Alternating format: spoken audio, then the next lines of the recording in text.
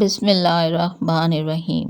عبادات رمضان المبارک، اس بک سے چھٹے روزے کے وظائف آپ کے ساتھ شیئر کر رہی ہوں کہ بعد از نماز فجر سورہ آل عمران کی آیت نمبر 26 کو 21 مرتبہ پڑھنا ہے۔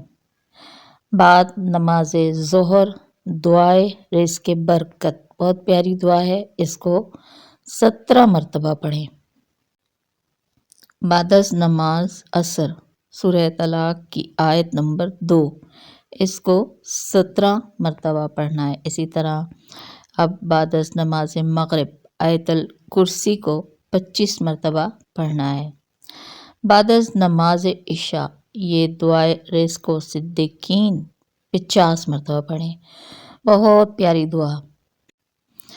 لا الہ الا اللہ المالک الحق المبین محمد الرسول اللہ صادق الوعد الامین۔